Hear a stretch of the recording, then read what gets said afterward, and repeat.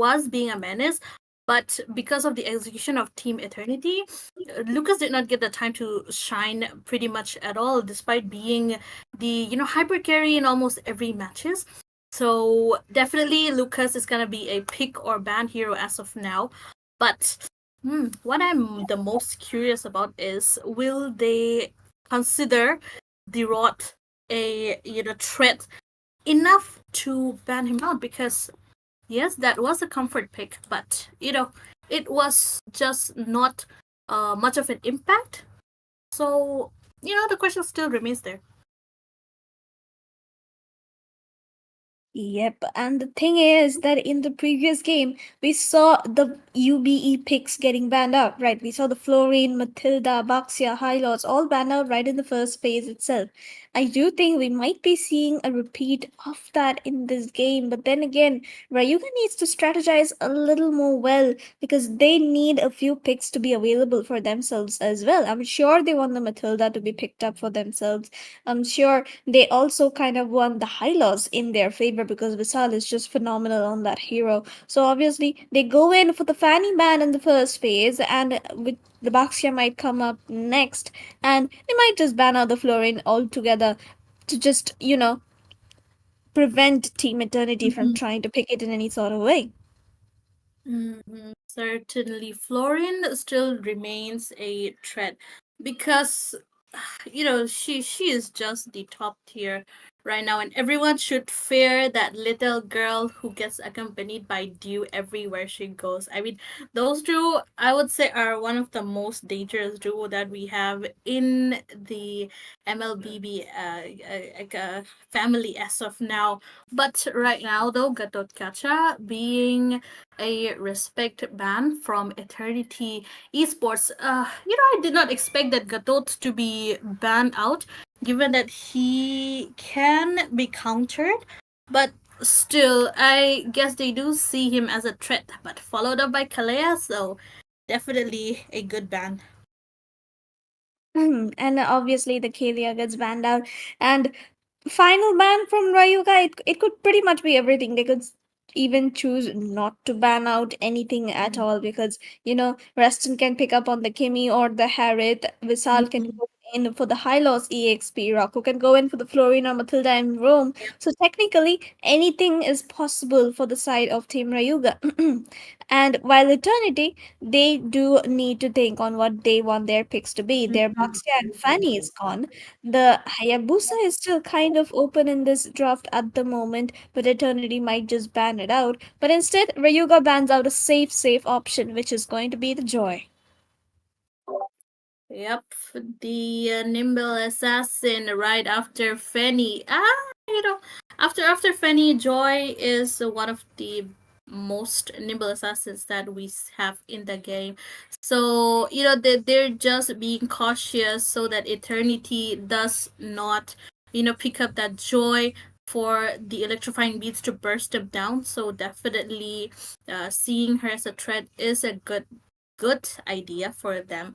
And given that Eternity, they need to think, they need to use up their brain power to the full potential to be able to stop Ryuga from getting the second match point. It is gonna be quite a lot of pressure for them. But there are a lot of heroes open. But deciding to keep the Florin open and banning out that Hayabusa, I guess they are you know cooking on something. Exactly, Eternity might just be cooking something.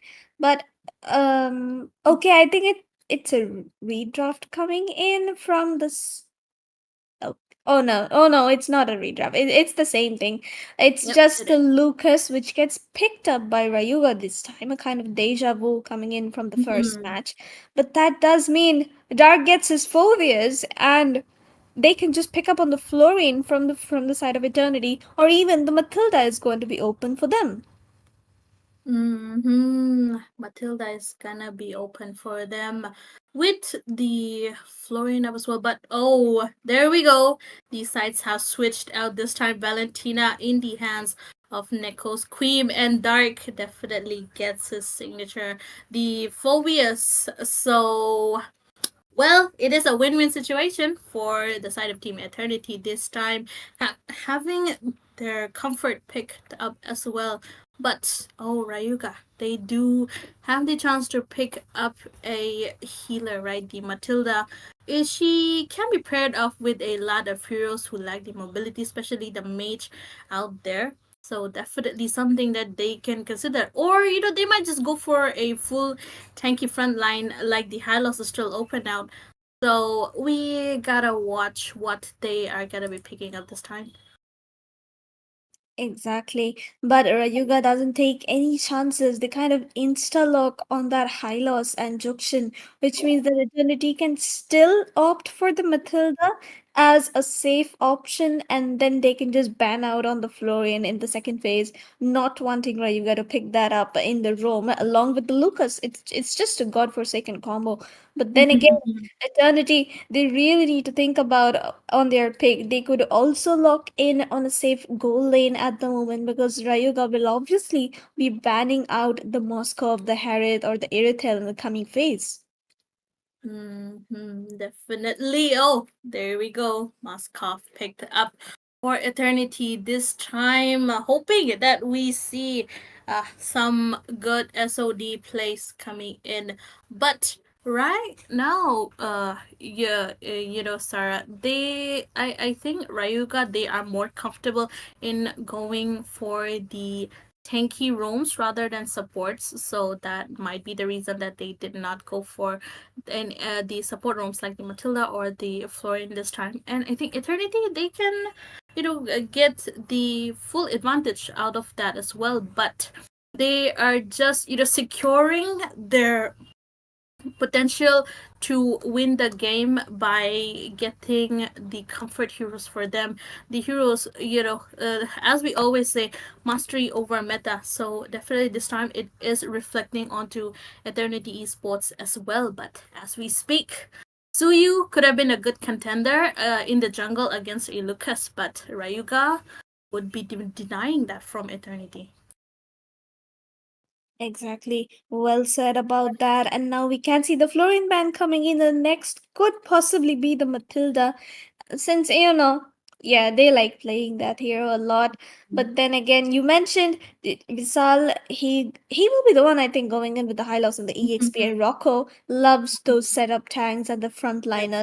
So obviously, we have to see what team Eternity bans out here. And yes, they do ban out on the Matilda. That's a safe choice once again.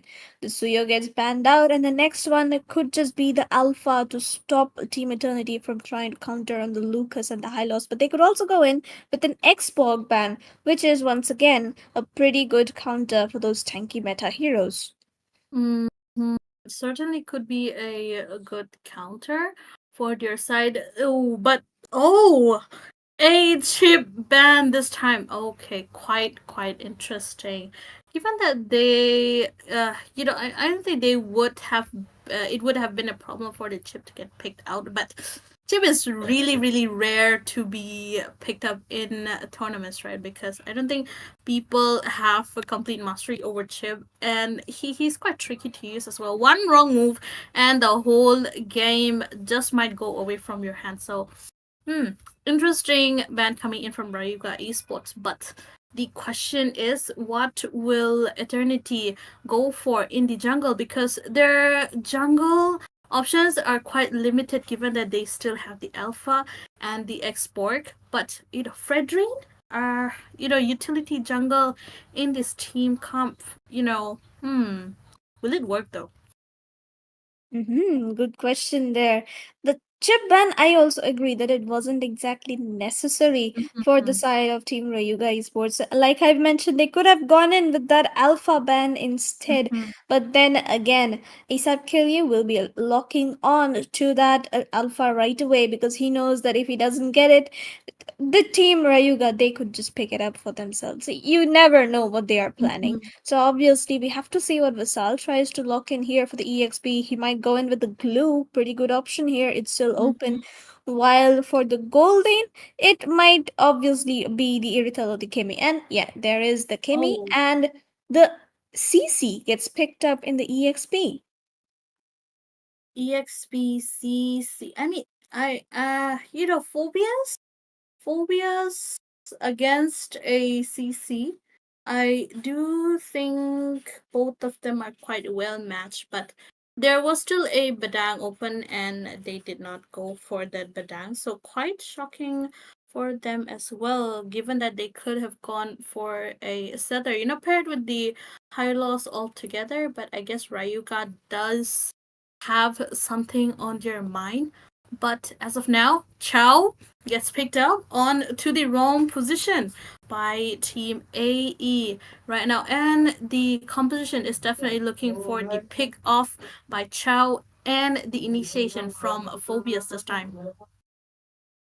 Exactly. And like the show in the middle of all of this is kind of risky. But then again, if Team Eternity is completely going to be reliant on that pick off kind of a game style in this game, it might just work out for them. They can try to pick out the Hylos, just kill him before the match even begins, like the team fight even begins, and then they can go in for them one by one. The Moskov definitely a good choice against the Kimi and even the Jukshin once he gets the Trinity items all built up. So definitely Team Eternity here once again has that kind of an edge in terms of the draft. But then again, will Rayuga be the ones to come on top in terms of comfort?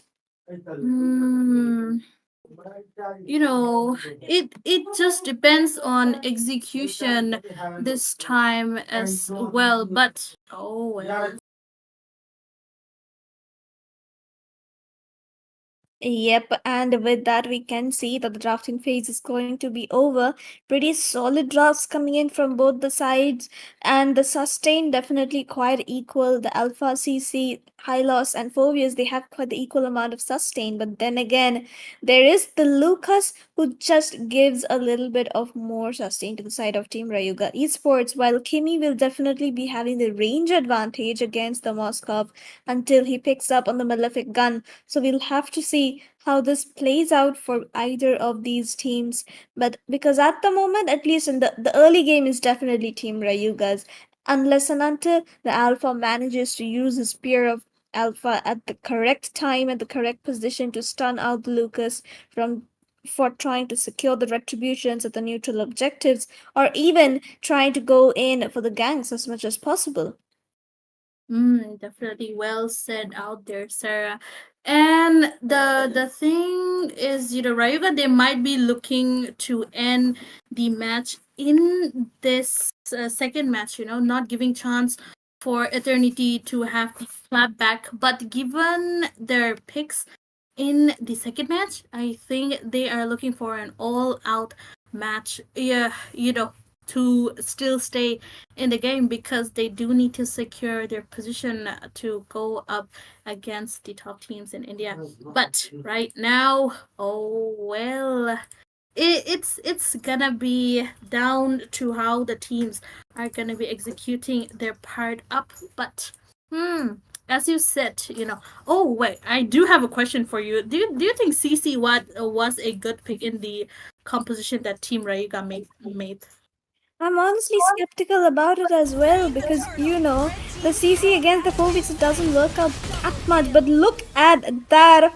Maybe we are just wrong about it everything. And as the match has already begun, we can see Team Rayuga already dominating and taking away the turrets in their favor. Yep, definitely in their favor. 2-1 score as of now, and the rotation coming in, they are just moving in all together, not giving any opening for Eternity, given that they're pretty strong in the early game. So moving together as well, it will give them one more step ahead for their side. But as of now, Cat 7 does look like he's struggling against a Kimi with her range and her passive this time. And Eternity, they're just trying to at least look for an opening to take out Rayuga Esports, like how the top is happening right now against. Exactly, and there goes the spirit of Alpha, and the vengeance gets baited out from Vishal. But he is having quite the easy time even against the Phobius, which just shows that he is good at what he is doing. And the little bit of a skirmish on towards the mid side, but Choco-chan will be safely escaping from it. But Team Rayuga uses the glorious pathway Dark Force to flicker out of that situation to save himself. And just neutral fights going on all over the map. The farm denials coming in by the side of Rayuga. They don't want that Alpha or the Moscow to be fed up anytime soon because they want their Kimmy to be having the easier time. Rustin as well, playing very, very safe. He knows the threat which the Moscow possesses if he gets a slight bit of opening. But with that, Oh, we can see on towards the mid side. Dark gets caught out by Ace Gale and CZ at the way of the dragon. Catches Visa right onto the turret. The two-man spear of Alpha comes in. Echo Scream uses them. Unleash the beast right in the middle of three people. He will find Rocco. ASAP Kelly manages to secure the kill for the side of Team Eternity, and Team Rayuga will have to fall back. But Chocolate Chan on the other side finds the tier 1 on towards the top lane. yeah, definitely looking like a deja vu, right? Rayuga giving up the turtle to go for the turret. Quite the trade made by Rayuga out here. And if we look at the side for Team Eternity, they are taking it quite slow. But given that Chocolate Chan does have one level advantage against an Alpha, I do think they can definitely win up against a fight. But it is still the 5 minutes into the match, so we can't really say yet, given that it is the early game. But right now, map control is definitely in the hands of Team Rayuga. Exactly so, and now we can see the gank coming in onto his goal lane, but Head 7 manages to clear it out right on time. All 5 members of Team Rayuga on towards the bottom side. And here, if that Alpha was Chocolate Chan instead of Asap Kirye, he would have gone up top and got the tier 1. But since we can't really see that happening at the moment, we'll only see the Team Rayuga attempting to take down the tier 1 onto the mid side. But no, that's just going to be a neutral clear. While Ted 7 on the bottom lane will try to look for the tier 1, realizes the danger and will back off right away. Jukshindo finds the Cho. There goes the glorious pathway in the reverse direction though, and there comes Moskov from the backline trying to do some damage. His skill will be caught out low and will have to escape. Dark jumps in but will be taken down by Rustin. Choco-chan with the Unleash the Beast right in the middle of the fight, finds the double. There goes Rustin with the damage, already hitting as much as possible. Will find Neko's Queen right under their tier 1, and now it's an easy game for the side of Team Rayuga Esports.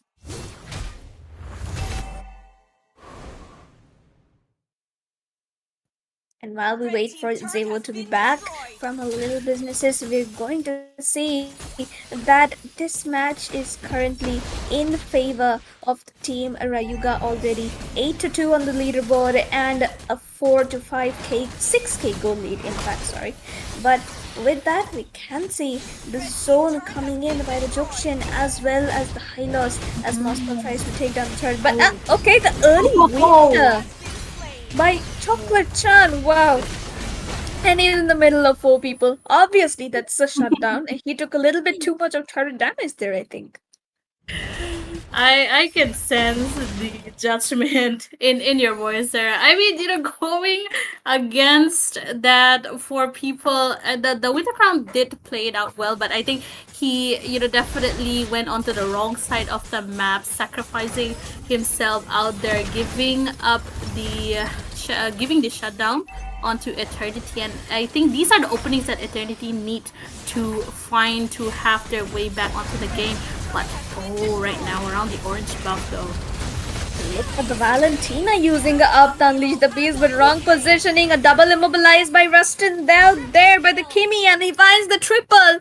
And this is where things get tough and tougher because Team Rayuga, they're going to be marching down for the inhibitor. There is no turret shield. Asap Kelly, he's going to be caught out low and he cannot defend it. Moskov does teleport with the ultimate but gets caught out by the CC and finds the monster kill by Rustin. And they're going to find the inhibitor way too easily. This is not going according to plan for the side of Eternity Esports. With Silverhawk, he's gonna be taking down the Lord right away, and the rest of Team Rayuga, they're just gonna be zoning it out so well for him.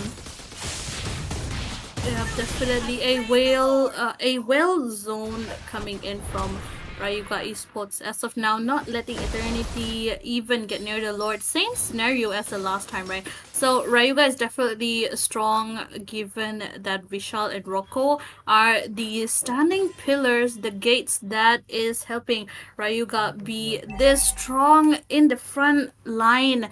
And given that Eternity, they do not have anyone to jump onto the backline except for the Muskov and his SOD. It is just quite a sandbags for their site because of the high loss of this. But oh, right now though, Okay, we can find the way of the dragon, finding one. Moskov finds one kill, but Rayuga has already found three. Chocolate Chan with the double kill onto Cho as well as Neko Scream. Dark gets taken down in the process as well. ASAP Killy, the only one left to try and defend. The Spirit of Alpha connects onto two, but will be taken down right away. Moskov trying to do some damage onto the backline. He does not have the oh items. my Team goodness. Rayuga, they find the base turret once more. A clean 2-0 lead, securing their spot in the next stage of the tournament. My goodness, we were hoping for a third match, but Rayuga just said nope. We're just gonna be finishing it in two match. Wham bam, thank you, ma'am. Done and dusted out of this world. The to eternity. It's just really saddening to see that we did not see a potential comeback from eternity. Exactly. And Definitely. PG, we have you back with us. Give us your thoughts. What a match! I am completely blown away by Rayuga Esports. Out of the three matches they had, 3 to 4 matches, there were like only one match so far. I do remember that they did not get it on